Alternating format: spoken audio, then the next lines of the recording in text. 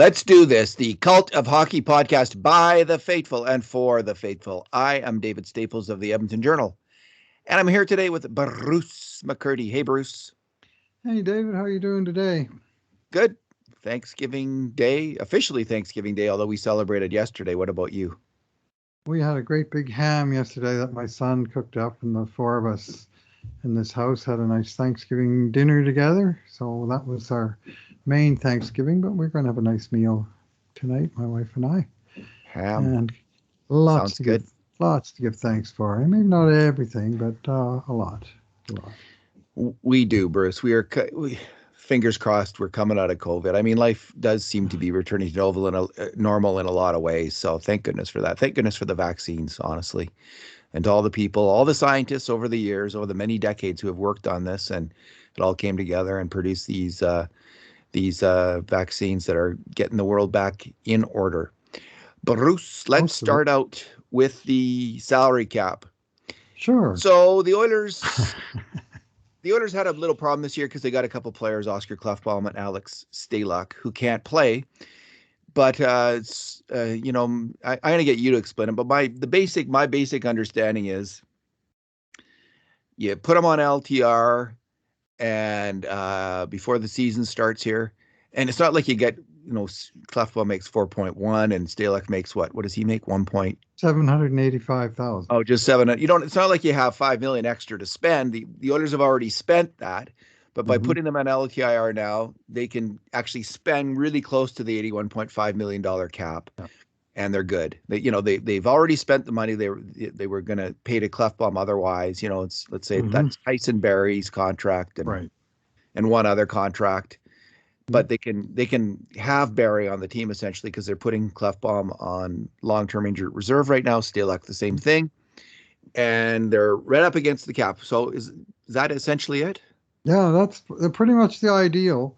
There's two ways to go about it. You want to get your long-term injured reserve contracts. If possible, you fit them on your opening roster before, and then you put the guy in LTIR the next day.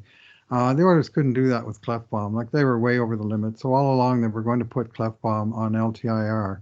And by doing that, whatever roster they managed to put together for day one of the season, Klefbom was going to be on LTIR.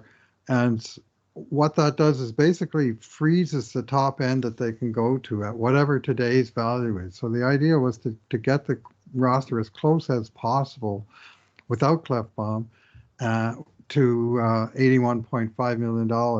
And you know what? Ken Holland had it so tight that he was within $8,000 of the maximum with the moves that he's made, which include waiving Kyle Turris and bringing up Philip Broberry, which also has other implications on the cap, which I'm sure we'll get to in a minute. But by shuffling that, he was within $8,000, and then he got a little bit of bad luck that William Lagesson, who he waived yesterday, is apparently hurt, so they're not allowed to send him to the minors, even though he's cleared waivers. So they had to put him on short-term injured reserve. And for that reason, they were hoping to hold back Alex Stalock for one day and put him on LTIR tomorrow, but they had to put him there today. And he makes $60,000 more than Lagesson. So that means they came within $68,000 instead of within $8,000, which would have been a really fine cut. That's a little bit of bad luck, but $60,000. I mean, you're talking about under $100,000 out of $81 million. That's as good as he could have done. And what they didn't do was put Josh Archibald. They left Josh Archibald on the roster, you see, and now he can go on long-term injured reserve as early as tomorrow. And now they got $1.5 million in cap space to work with, which is essentially Archibald's fund. So they were going to keep two of the three of them back, Stalock and Archibald, but the Lagesson situation complicated it a little bit. And it's plenty complicated already. Like, my hat's off to Ken Holland and Bill Scott, the Oilers capologists. I think they handled this about as well as possible, given they had this dead weight of Oscar Klefbom's value contract, as so many of us referred to it over the years. It's turned out to be nothing but a pain in the butt these last couple of years, and probably next year as well, that they got to figure out a way to bury as much of it as possible. And basically they buried over $4 million of Oscar Klefbom's salary they're going to be able to use for other players. So I think they did a very close to a masterful job, and little bit the Lagesson injury just sliced a little bit off of that, but they were able to cope. Not bad at all. So job well done. I think that's some pretty strong management. Now, we dump on management from time to time when they do things that we don't agree with, like take all of Duncan Keith's salary, for example. But flip that coin over, when they do something right, damn right, we're going to say that they did it right. So well done, Ken Holland and Bill Scott, I'd say. Indeed. And so if Bruce, if Archibald doesn't play this year, let's say worst comes to worst and he doesn't play this year, they would have his salaries like 1.5, something like that. And does that mean if they waited until the trade deadline, for instance, that they could sign a player essentially who makes $6 million, because they'd have that 1.5? They could have a $6 million contract. That is not possible because they're using LTI. Okay. So their daily limit is whatever they're using today. So it's not like they can build some up, which is why in the best case scenario, if at all possible, you declare all of your contracts before. Like some teams, they might cut down even to 20 players so they can keep a contract, which they immediately dump into long-term injury reserve, because then they do have that flexibility where you can go out and get a big fat contract at the trade deadline because there's only 40 days left in the season out of 180 or whatever it is. But with a team using LTI, that is not an option. They're basically stuck where they're dollar in, dollar out, I think is the term Holland used last year. Sure. All right. Well, if you have that incorrect, Ira Cooper, our friend Ira Cooper will be correcting you there, Bruce. So I'm glad sure. Well, I'm quoting the real expert to me, which is Hart Levine of Puckpedia, who has a brilliant site, puckpedia.com, with salary information, and he is an absolute fount of wisdom and knowledge. And let's enjoy him while we have him, because some smart NHL team is going to hire Hart Levine before we know it. Bruce, there's some roster changes. It looks like, to start the year at least, Ryan McLeod and Tyler Benson, who we had high hopes for, have been beaten out. They're on the roster for now, but they have been beaten out for starting jobs, at least, by Brendan Perlini and Kyle Turris, Devon Shaw. A combination of those three players are keeping those two guys as the 13th and 14th forwards on the team, and Colton Sevier. So if someone had said at the start of training camp, opening day roster is going to be Colton Sevier, Brendan Perlini, Devon Shaw, and Kyle Turris, I would have taken that bet. Said, no, that's not going to happen. But knowing when I think about it, and knowing Dave Tippett and his predilection for veteran hockey players, I'm not that surprised by that move. Anyway, we're going to go through the roster line by line and just give a quick assessment. So looks like we'll have Draisaitl, McDavid, and Puljujarvi as the top line. And again, knowing Dave Tippett, this isn't a huge surprise. He seems to go pull that trigger on putting McDavid and Draisaitl together again pretty fast. Bruce, they were pretty good last year together with Yamamoto. That was a absolutely dominating line in a short amount of playing time. I think it was like an 81% goals for percentage. Just they had been split up 2 years prior because they had been so weak defensively with Kassian together. Yep. I don't love them together. I still don't, but I'm okay with this. Like in the short term, it's not my favorite thing in the world to see these guys together. Right. I don't think it's best for the team. I don't think it's best for them defensively. I think they get distracted and forget they forget who's supposed to cover the damn defensive slot, to put it bluntly. And no one does, unless it's Yamamoto. But they score about 5 goals an hour, David. So that covers off for some of that at least. And then they give up 4.9. Anyway, Bruce, that could change. They could really, maybe this will be just fantastic this year. So I'll go in with a fresh perspective, and let's see how this works. These are 3 fantastic hockey players together. Puljujarvi has picked up his game a lot. So what do you think? Well, I think that that's today's lines. But Yeah. if you go all the way back to 2016-17, which is 5 seasons ago now, not counting the one that's just about to start, and three very experienced NHL coaches in Todd McClellan, Ken Hitchcock, and now Dave Tippett. And you can say what you want, and I've had people tell me that it's NHL recycling the coaches and that they, for whatever reason, they're doing the wrong thing. Well, to me, there's not so much a wrong. The wrong thing to do would be to nail Leon Draisaitl into one position. I think at this point in time, he is such a multi-purpose weapon. He can play any forward position. He can kill you from either wing or center. He can kill you with McDavid, or he can kill you if he's on his own line. And having all those options available is a hell of a headache for the other coach and the other team. That Edmonton could come at him, and I call it vertical and horizontal. Vertical, where you have them coming out one after the other, horizontally, where they're out together at the same time and dominating. And, there's arguments in favor of both, but you know what? All those coaches have done both. They haven't just strictly stuck to one or the other. They might get stuck to one for months on end, but there's not one season in the last 5 that you won't find Draisaitl spent plenty of time apart and plenty of time together. And, it's Leon really who's the flexible one, and the coaches are keeping his options open and keeping the other coaches uh, on a steady diet of Excedrin. I don't mind it. Whichever one they choose. I do have a slight preference. I like Leon at center on his own line and them teaming up on the power play. I love them teaming up right after a penalty kill, which is something that Dave Tippett's been doing. There are ways to get them together. I like them teaming up in overtime, in special team situations. And I think ultimately in long-term success, I was raised on the Gretzky-Messier school of running out 2 power centers, one right after the other, and deal with it, other guys.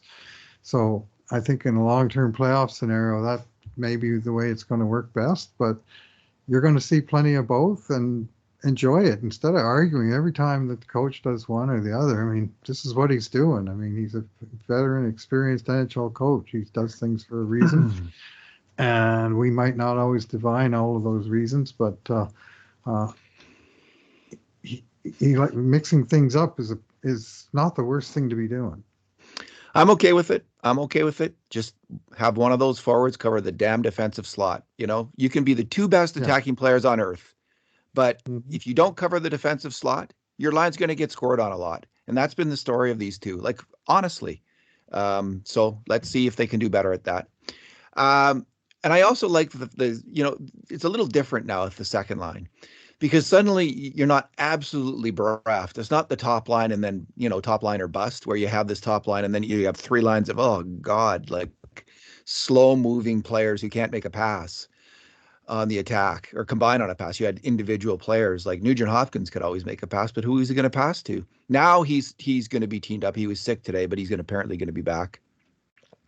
He's going to be teamed up with Kailer Yamamoto and Zach Hyman. I mean, that is a good line.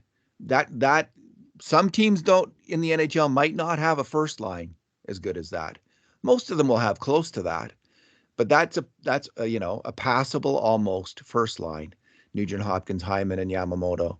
So as a second line, it's a strong second line. It's a very strong second line, and we'll see. Nuge is far into his career. I haven't loved him as a defensive center either, but we'll see how he does in this role.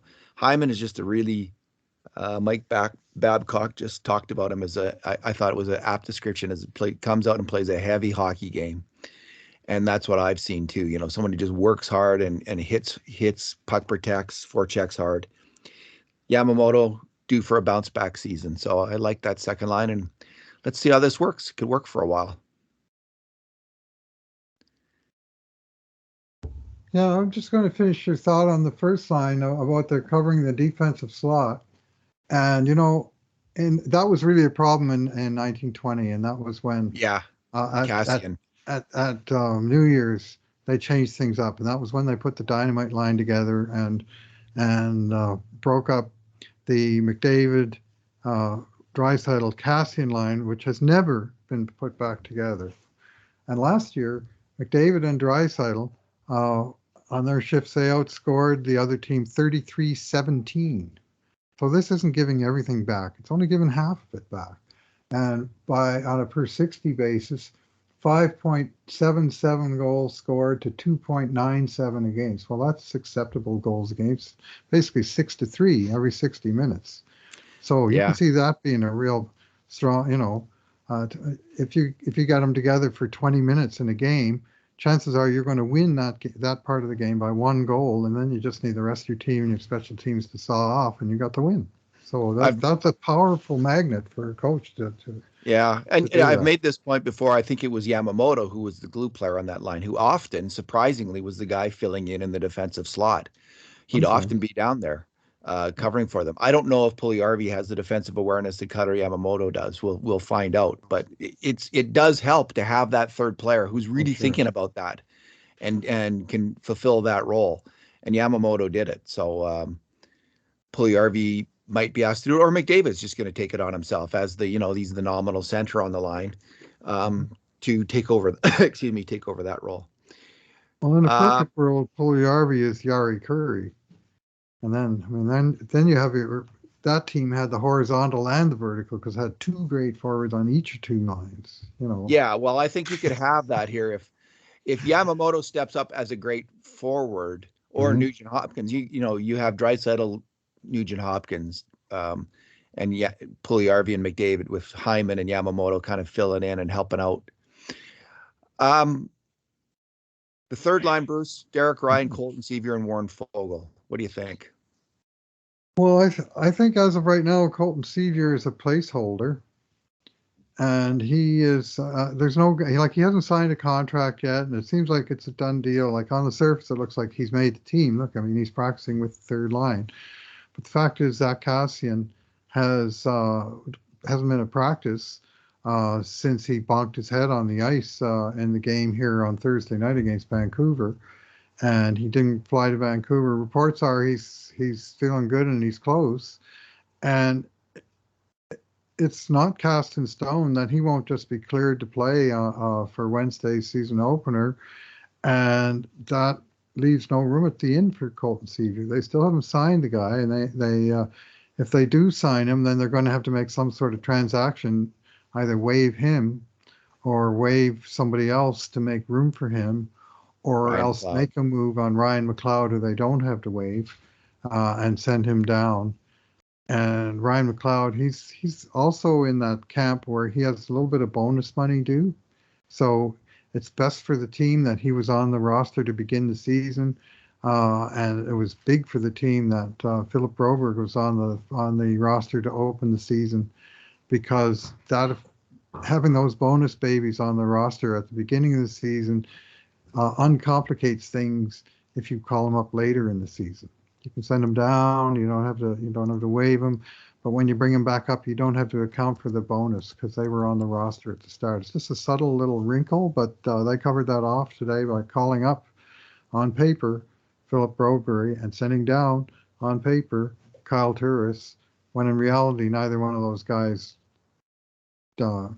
checked out of their hotel room, in terms of going from Edmonton to Bakersfield or vice versa, just strictly a paper transaction to maximize the salary implications.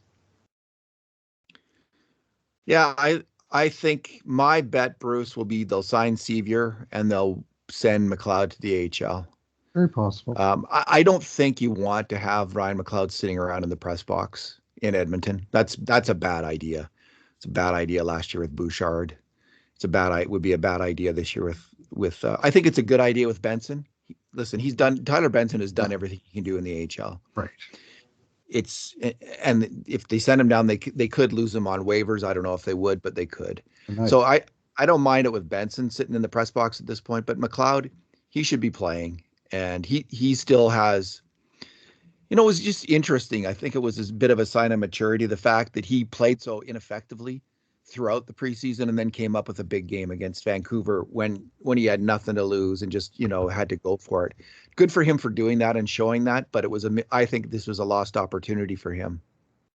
If he had come out and played with that kind of moxie right from the start, gone for it, he'd probably be on this team by now. But it was Devon Shaw who clearly outplayed him, and Brendan Perlini, who clearly outplayed Tyler Benson. So the more mature veteran players, Perlini's not that much older than Benson, but they've been around a bit longer, been through a number of organizations, have had to make more first impressions in different places, and they did it. They came in and they won. I think they fair and square won those jobs. Mm-hmm. Oh, sure.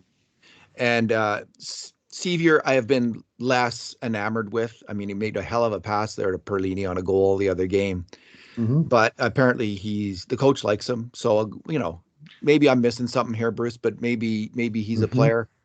So I think unless there's a player who pops up on the waiver wire, I'm just trying to check the waiver wire to see Curtis Gabriel. That's a name we've heard about. Hey, he got waived today. Yeah, I'm not surprised. And he's enforcer type, a fourth line grinder, but he's a little bit of a throwback.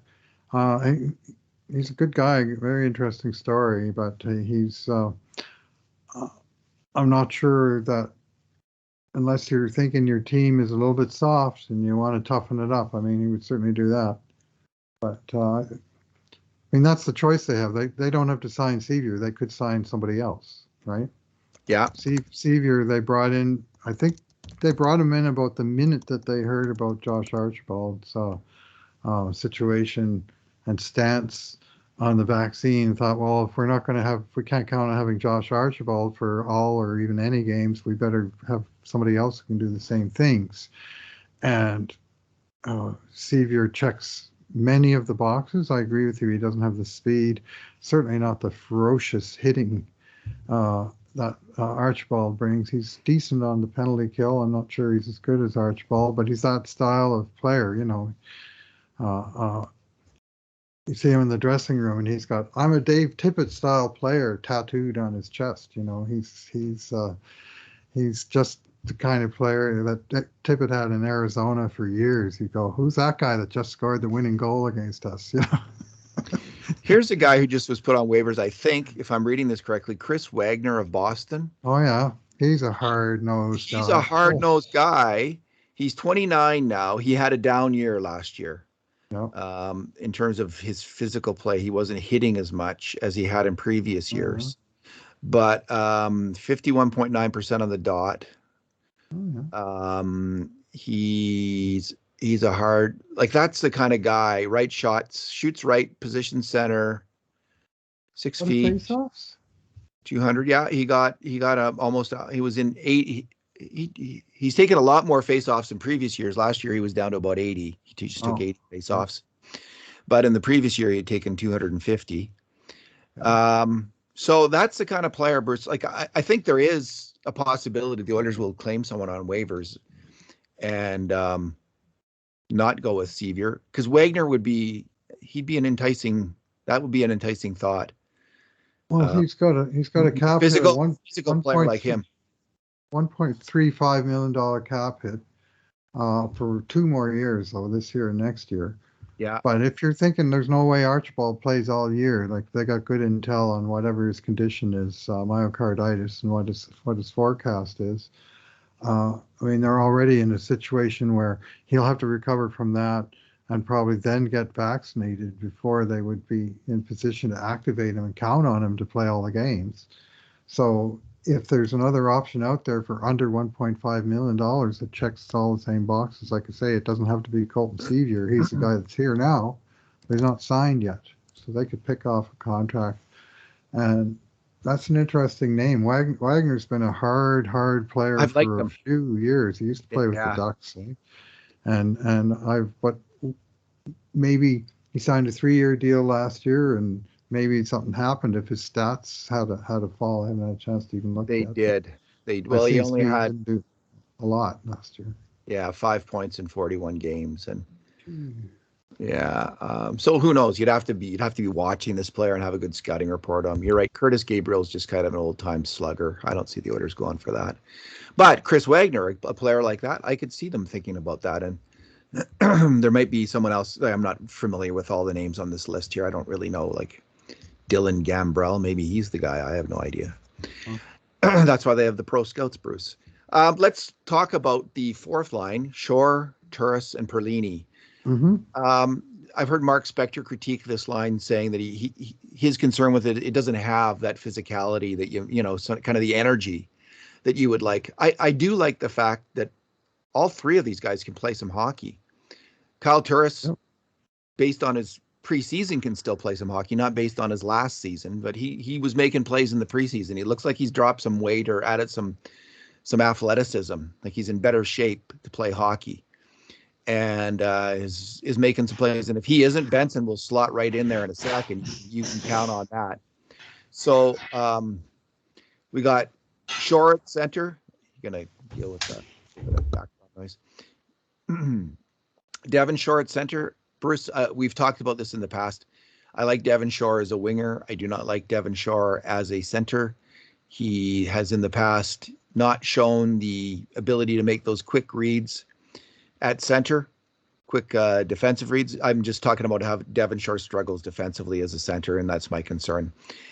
Perlini, he's done everything. He's been okay on defense so far. That's my concern with him. He's obviously got some offensive game. He's a big guy. He can skate, shoot, and can forecheck.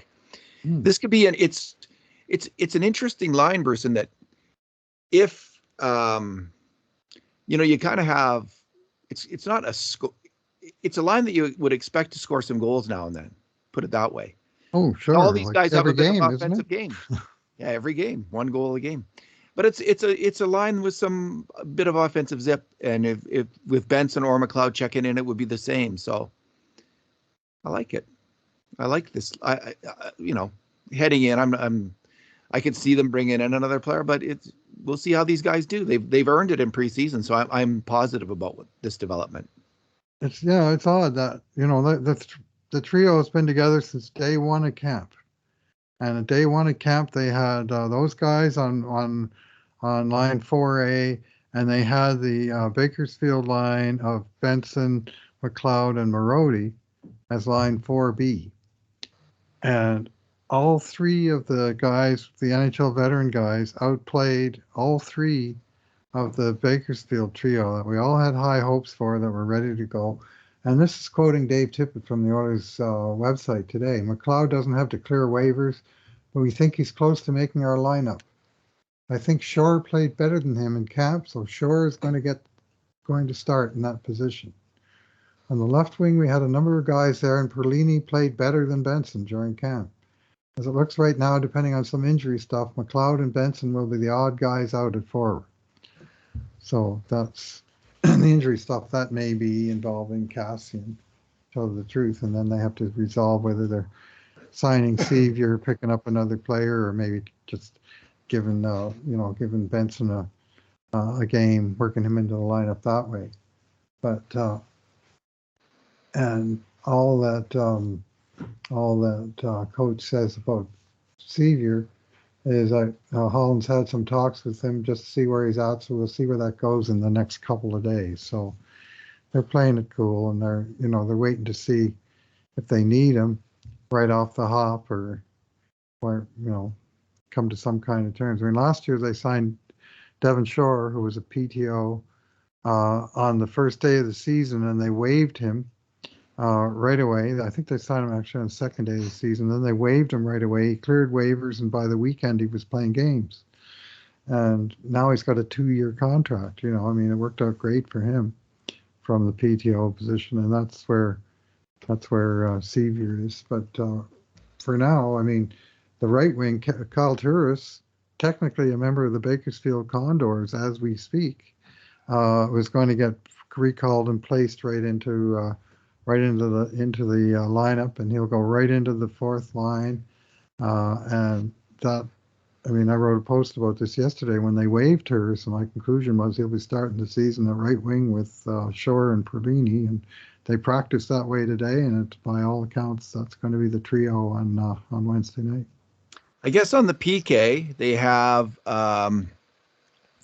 they've got Nugent Hopkins and Hyman, Fogle and Ryan, Shore and Yamamoto. You're right. So they don't even need, traditionally you have these bottom line guys on the PK, but the only one that would be on it would be Shore. Perlini and Turris would not be. Thankfully, in Turris's case, I mean, he'd be on the second power play, and so might Perlini. If he keeps scoring, he's going to be get more opportunities. You think, but who knows how long that's going to last? But he scored long enough to make the club, and more power to him. So defense, Bruce, there's not a lot of surprises. Slater Koekkoek has beat out, at least initially, Chris Russell, who was injured in camp. Koekkoek's beat him out to start the year. I thought Slater Koekkoek was their most consistent defenseman in the preseason. I thought he played very well. I thought he played well last year when he was healthy. I like the player as a third pairing guy. He's fairly big. He's decent at puck moving. He's kind of okay at defending. He's got, I don't know if he's got an okay shot. He doesn't seem to be much of a shooter, but he's an okay player. And as a third pairing D-man, works for me big time. I think Chris Russell, I like him in kind of the utility role at this point in his career. There's not a great amount of offensive play with Russell. This is the Oilers' best group of passing defensemen since probably 2008-09, I'm guessing, Bruce, when they had Surrey and Gilbert. Wisnowski, Gilbert, and Grebeshkov. That's right. So this is a better group because they also had Staios and Smead, who weren't great passing the puck necessarily. This is the best group of passing defensemen on the team since 2005-06, when they had Chris Pronger, who was like the ultimate, just such a great quarterback of the team. He was the spine of the team, and Spacek was a great little player. Bruce, I'm a little bit I'm more optimistic heading into the season than I was before the season started about Keith and Ceci. I really did like their last couple games, especially Keith's play with the puck. I was just so impressed with how smart he was on a number of occasions with the puck, moving the puck. And I can't speak yet to their defensive play. That's going to take some study over a number of games to see, we saw some screw-ups. We saw some big screw-ups from both of them in the preseason. And we'll see how this plays out in the regular season. But I really liked Keith's offensive game. And I was okay with just the overall impression of Ceci, although he made a number of mistakes. I liked his size and I liked his speed, and I thought I liked his activity. Like, he gets involved in battles, and I was fearful that he was going to be worse than he appears to be. So that's where I'm at with those two. How about you? Oh, I saw a lot to like on Saturday night, and I know that you could look at the statistical output of that game and go, but they're Corsi, and you wouldn't be wrong in terms of it wasn't good. But guess what? They and basically all the players on the Oilers, because of the way, when we talked about this last podcast, about how the Oilers left all of their strong players at home, their strongest players, David Draisaitl, Nurse Barry, and even Mike Smith, who I think contributes to Oilers, the movement of the puck by the Oilers in the defensive zone. They didn't have Smith in that game either. And without Draisaitl, they poured out a bunch of centers who went a combined 3 for 20 in defensive zone faceoffs in that game. Well, guess what? Vancouver had the puck a lot. And if you want to blame the defensemen because the centers couldn't win a damn draw, well, be my guest. But I mean, there's mitigating circumstances always.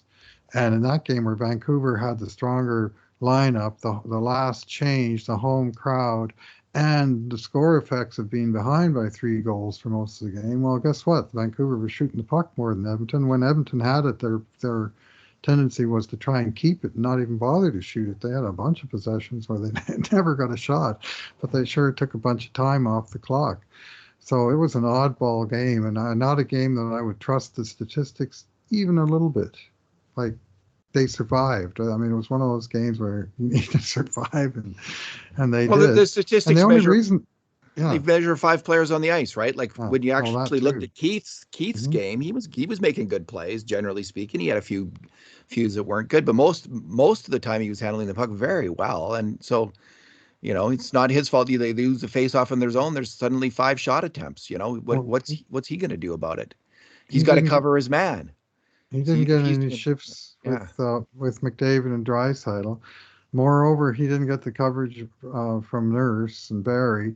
That that was the other aspect of that game, and this was a bit of a tell. You had all these guys playing up the lineup, as I mentioned last podcast, playing tougher competition than they might, but also playing more minutes than they normally do. And Keith and Cece played 25 minutes each. Well, all the guys that played more minutes than they normally do. It was right at the end of the game that the Oilers started flagging. Like, they were in control comfortably through 50 minutes, and it was only that last 10 where they were playing that.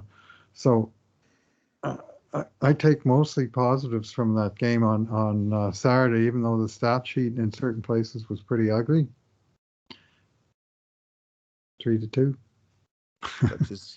Such That's a as life. stat I like. Yeah, I thought the Oilers played I really liked the way they played that game. I thought they really competed hard and played their positions well. And there was, even without the great players, there was lots of people who were able to take and make a pass under pressure, which is unusual for an Oilers team. This is a team that's been marked by slow players who can't pass the puck very well. That's the decade of darkness definition. As well as placing young talented players in over their heads in tough spots.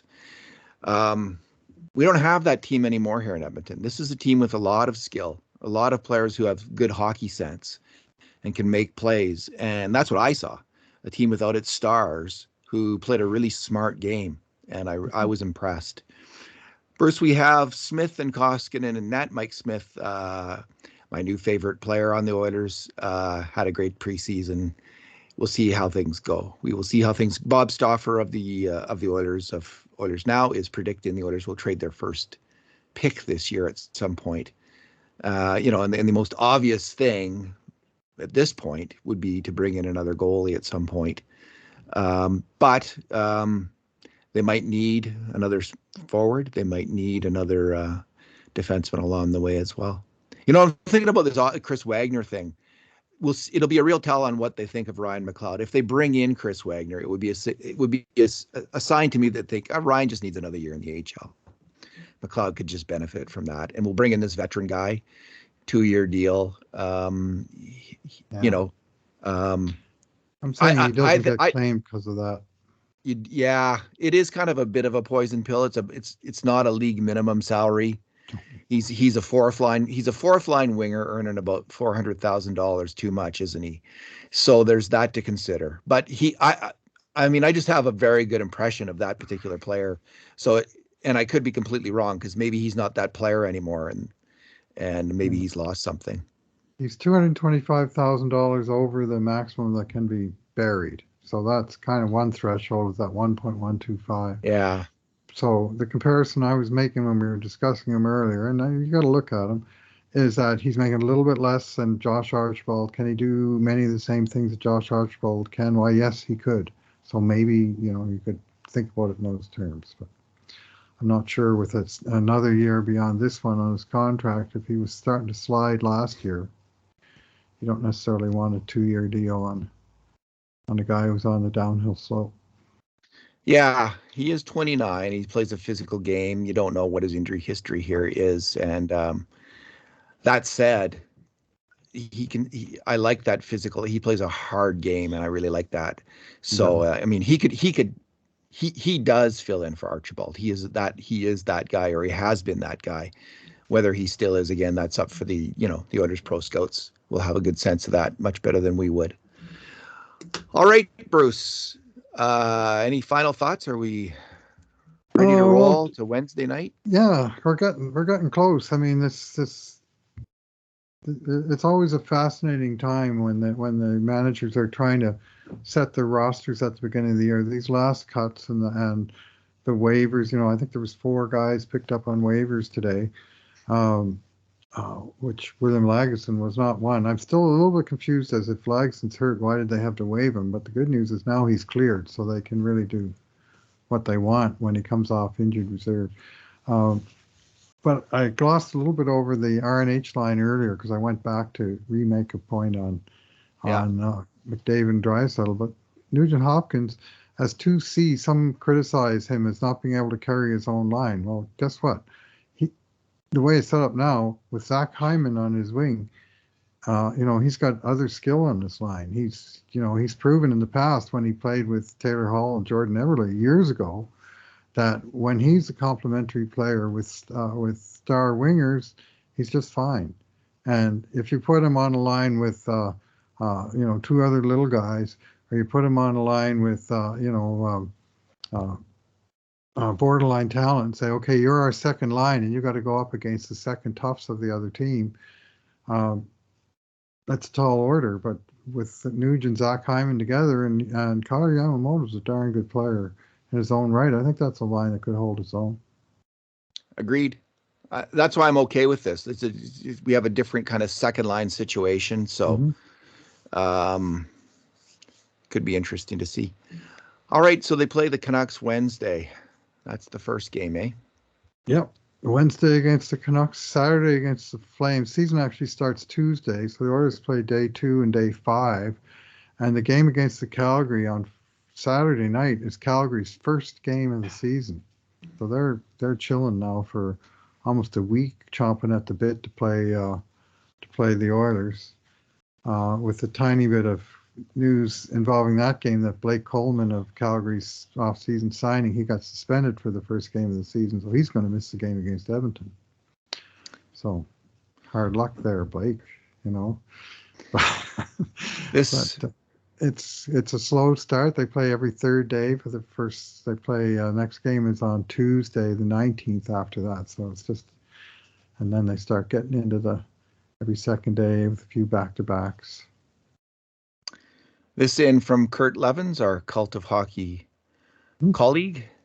Quote, the bold predictions seem to be in vogue this season, so here goes. Number 1, Oilers finish top 8 overall. Kurt, that is not that bold. I'm going to say that's not that bold. That's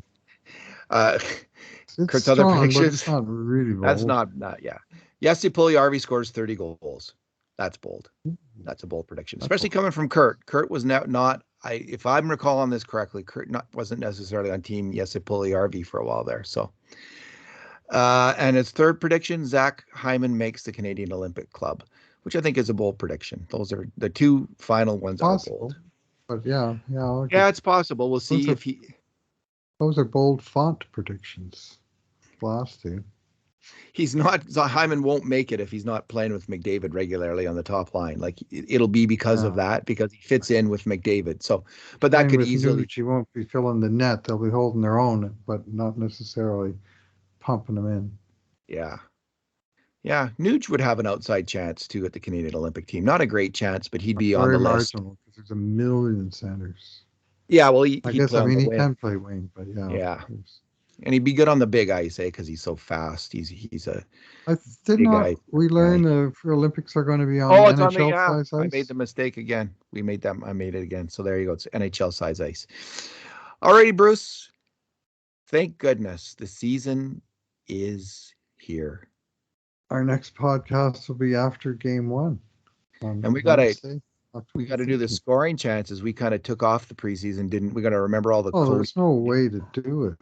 There was streaming games. No chance could we ever do justice to that project, and there just wasn't enough point to it to even attempt it. But I'm looking forward to it in the sense that I get a whole different take on a game based on our analysis of those chances. Yeah, I feel a lot. I'm going to start feeling a lot better about our take on the game overall, because that really helps to go over those key plays and really understand them and dig in there. Bruce, thanks for talking tonight. All right, thanks for listening, everyone. And in the meantime, and in between times, this has been another edition of the Cult of Hockey podcast.